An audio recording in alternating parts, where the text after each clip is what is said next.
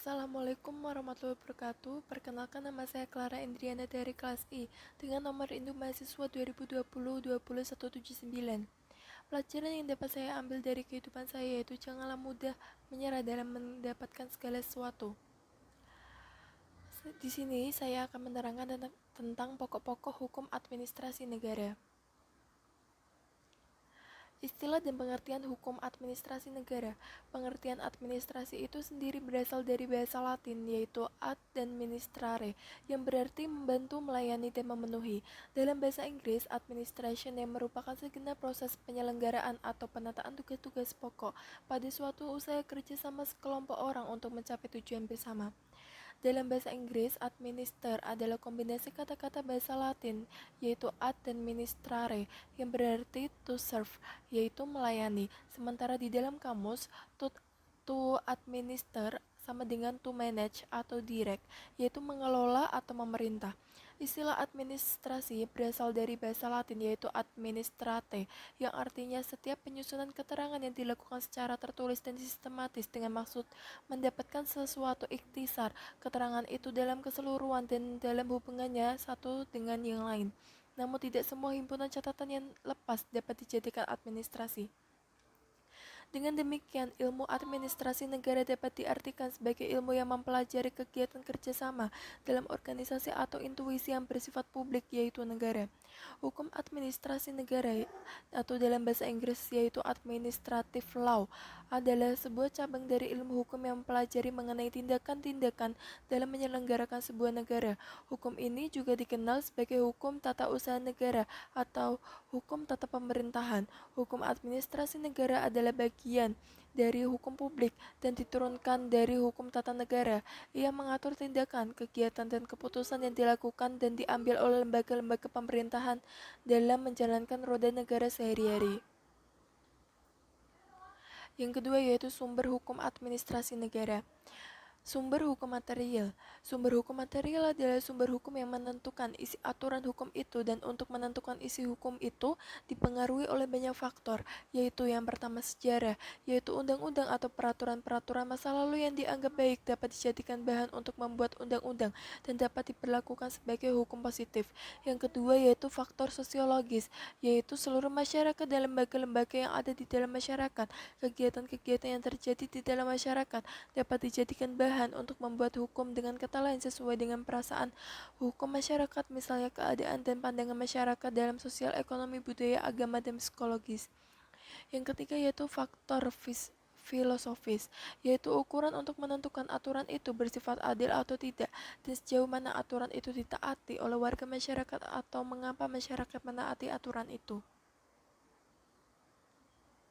Yang kedua yaitu sumber hukum formil, yaitu kaidah hukum dilihat dari segi bentuk dengan diberi suatu bentuk melalui suatu proses tertentu. Maka kaidah itu akan berlaku umum dan mengikat seluruh warga masyarakat dan ditaati oleh warga masyarakat. Sumber hukum formil hukum administrasi negara adalah yang pertama undang-undang, yang kedua kebiasaan atau praktek hukum administrasi negara, yang ketiga yaitu jurisprudensi, yang keempat yaitu doktrin atau pendapat para ahli. Yang ketiga yaitu kegiatan-kegiatan administrasi negara. Pengembangan hukum administrasi negara. Pengembangan daripada hukum administrasi negara Indonesia yang up to date, yang sesuai dengan bobot tugas, fungsi, dan kewajiban administrasi negara Indonesia merupakan suatu yang mutlak. Pengembangan tersebut harus dilakukan secara sistematis untuk mengembangkan terhadap pemerintah terlebih dahulu mengetahui apa yang menjadi kegiatan dari administrasi negara.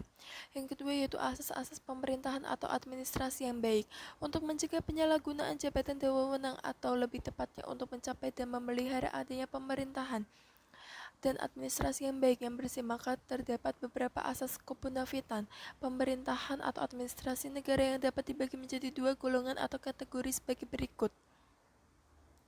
Yang pertama yaitu asas-asas yang mengenai prosedur dan atau proses pengambilan keputusan, bila mana dilanggar secara otomatis membuat keputusan yang bersangkutan batal demi hukum. Yang kedua yaitu asas-asas yang mengenai kebenaran daripada fakta-fakta yang dipakai sebagai dasar dalam pembuatan keputusannya.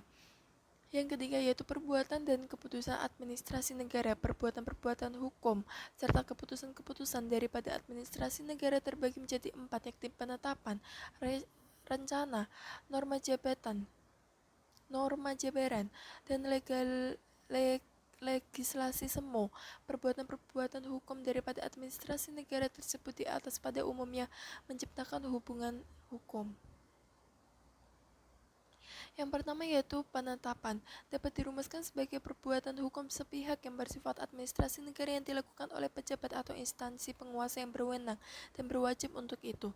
Yang kedua yaitu rencana, merupakan salah satu bentuk baru daripada perbuatan hukum administrasi negara yang menciptakan hubungan hukum yang mengikat antara penguasa dan para warga masyarakat.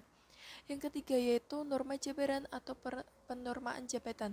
Norma jabatan atau adalah suatu perbuatan hukum daripada penguasa administrasi negara untuk membuat agar supaya suatu ketentuan undang-undang mempunyai isi yang konkret dan praktis dan dapat diterapkan menurut keadaan waktu dan tempat. Yang keempat yaitu legislasi semu. Legislasi semu adalah penciptaan daripada aturan-aturan hukum oleh pejabat administrasi negara yang berwenang, yang sebenarnya dimaksudkan sebagai garis pedoman pelaksanaan polis untuk menjalankan suatu ketentuan undang-undang, akan tetapi dipublikasikan secara luas. Dengan demikian maka timbullah semacam hukum bayangan yang membayangi undang-undang atau hukum yang bersangkutan. Legislasi semu merupakan garis-garis kebijakan intern pejabat administrasi negara. Syarat-syarat pelaksanaan hukum administrasi negara. Syarat-syarat pelaksanaan tugas, fungsi, dan kewajiban yang harus dipenuhi oleh administrasi negara antara lain sebagai berikut. Yang pertama yaitu efektivitas, artinya kegiatan harus mengenai sasaran atau tujuan yang telah ditetapkan atau direncanakan. Yang kedua yaitu legitimasi, artinya kegiatan administrasi negara jangan sampai menimbulkan keributan oleh karena tidak dapat diterima oleh masyarakat setempat atau lingkungan yang bersangkutan. Yang ketiga yaitu yuridiktas, adalah syarat yang menyatakan bahwa perbuatan para pejabat administrasi negara tidak boleh melawan atau melanggar hukum dalam arti luas. Yang keempat yaitu legalitas, artinya setiap perbuatan atau keputusan administrasi negara harus berdasarkan ketentuan undang-undang. Apabila dengan alasan keadaan darurat maka harus dapat dibuktikan, dan apabila tidak terbukti maka perbuatan tersebut dapat digugat di Pengadilan Tata Usaha Negara atau PT-UN. Yang kelima yaitu moralitas, adalah moral dan etika umum maupun kedinasan wajib dijunjung tinggi. Perbuatan tidak senonoh, sikap kasar, kurang ajar, tidak sopan, dan kata-kata yang tidak pantas wajib dihindarkan. Hal ini sangat diperhatikan masyarakat. Yang keenam yaitu efisiensi, wajib dikerjakan seoptimal mungkin. Kehematan biaya dan produktivitas wajib diusahakan setinggi-tingginya. Yang ketujuh yaitu teknik dan teknologi wajib dipakai untuk mengembangkan dan mempertahankan mutu prestasi yang sebaik-baiknya. Phrase Hermesens dan détournement de pourvoir. Asas legalitas adalah unsur yang sangat pokok dalam negara hukum, di mana setiap kebijakan pemerintahan keluarkan haruslah bersandar pada asas tersebut. Tidak dapat dibenarkan apabila pemerintah mengeluarkan kebijakan tanpa adanya landasan hukum yang jelas. Dalam konsep negara welfare state, pemerintah diberikan kebebasan yang luas dalam mengeluarkan kebijakan atas dasar inisiatif sendiri atau yang biasa disebut phrase Hermesen. Phrase Hermesen memberikan ruang gerak yang luas bagi pemerintah dalam mengeluarkan kebijakan selama kebijakan tersebut berdampak baik bagi kesejahteraan warga masyarakat, maka hal itu boleh saja dalam phrase Hermesen. Dari sinilah timbul permasalahan. Apakah kebijakan yang dikeluarkan oleh pemerintah atas dasar inisiatif sendiri tersebut bertentangan dengan asas legalitas atau tidak? Dengan begitu, luasnya ruang gerak pemerintah dalam mengeluarkan kebijakan, maka akan sangat dimungkinkan adanya tindakan sewenang-wenang dari pemerintah, dan tentu saja hal ini tidak diinginkan oleh masyarakat. Permasalahan yang timbul dari penulisan ini adalah yang pertama, apakah dalam pelaksanaan phrase Hermesen pada kebijakan pemerintah bertentangan dengan asas legalitas? Yang kedua, kebebasan bertindak atas dasar inisiatif sendiri atau phrase Hermesen oleh pemerintah dapat dimungkinkan terjadinya tindakan semena-mena atau détournement depovoir dari pemerintah. Apa yang menjadi alasan bagi pemerintah bahwa tindakan semena-mena itu tidak akan terjadi? Adapun tujuan diadakannya penelitian ini secara khusus adalah untuk mengetahui dan memahami pelaksanaan phrase Armasan dalam hukum administrasi di Indonesia.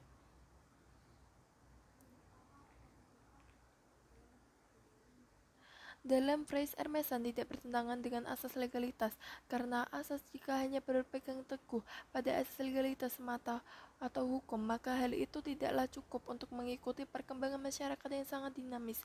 Dalam welfare state, kesejahteraan masyarakat adalah hal yang utama dalam penyelenggaraan pemerintah, serta tindakan sewenang-wenang dari pemerintah dapat dihindari jika berpegang teguh pada asas-asas umum pemerintah yang baik atau AAU. PB. Kesimpulan dari penulisan skripsi ini adalah bahwa phrase Hermesan tidaklah bertentangan dengan asas legalitas, karena jika hanya berpedoman pada asas legalitas saja, maka hal tersebut tidaklah cukup. Phrase Hermesan adalah saran alternatif dalam mengisi kelemahan dan kekosongan undang-undang.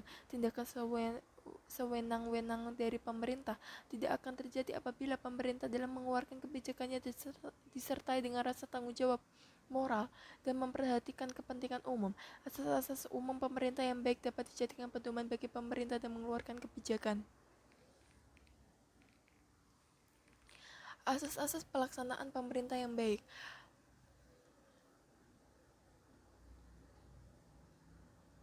Pada pasal 10 Undang-Undang Nomor 30 Tahun 2014 tentang Administrasi Pemerintahan menguraikan ruang lingkup AUPB yang berlaku dalam administrasi pemerintahan atau asas umum pemerintahan yang baik. Yang dimaksud meliputi asas. Yang pertama yaitu kepastian hukum.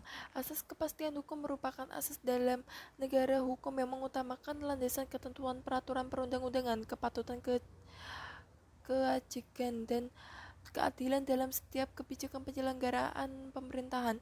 Yang kedua yaitu kemanfaatan. Asas kemanfaatan maksudnya manfaat yang harus diperhatikan secara seimbang antara masyarakat, kepentingan warga masyarakat dan masyarakat asing, kepentingan individu dengan masyarakat, kepentingan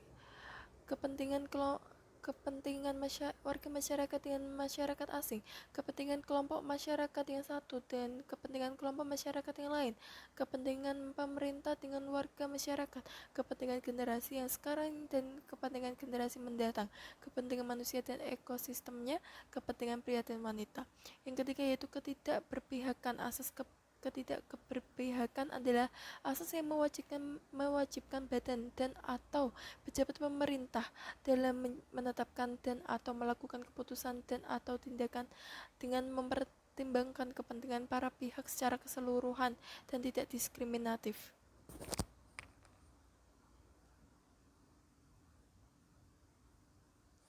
Yang keempat yaitu kecermatan. Asas kecermatan dimaksudkan sebagai asas yang mengandung arti bahwa suatu keputusan dan atau tindakan harus didasarkan pada informasi dan dokumen yang lengkap untuk mendukung legalitas penetapan dan atau pelaksanaan keputusan dan atau tindakan, sehingga keputusan dan atau tindakan yang bersangkutan dipersiapkan dengan cermat sebelum keputusan dan atau tindakan tersebut ditetapkan dan atau dilakukan. Yang kelima yaitu tidak menyalahgunakan kewenangan. Asas tidak menyalahgunakan kewenangan adalah asas yang mewajibkan setiap badan dan atau pejabat pemerintahan tidak menggunakan kewenangannya untuk kepentingan pribadi atau kepentingan yang lain dan tidak sesuai dengan tujuan pemberian kewenangan tersebut, tidak melampaui, tidak menyalahgunakan dan atau tidak mencampur adukan kewenangan. Yang keenam yaitu keterbukaan. Asas keterbukaan adalah asas yang melayani masyarakat untuk mendapatkan akses dan memperoleh informasi yang benar, jujur, dan tidak diskriminatif dalam penyelenggaraan pemerintah dengan tetap memperhatikan perlindungan atas hak asasi pribadi, golongan, dan rahasia negara. Yang ketujuh yaitu kepentingan umum. Asas kepentingan umum adalah asas yang mendahulukan kesejahteraan dan kemanfaatan umum dengan cara yang aspiratif, akomodatif, selektif, dan tidak diskriminatif. Yang kedelapan yaitu pelayanan yang baik. Asas pelayanan yang baik dimaksudkan sebagai asas yang memberikan pelayanan yang tepat waktu, prosedur, dan biaya yang jelas sesuai dengan standar pelayanan dan ketentuan peraturan perundang-undangan.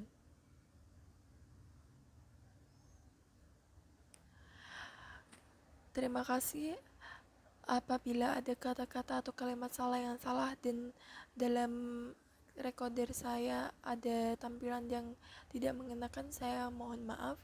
Wassalamualaikum warahmatullahi wabarakatuh.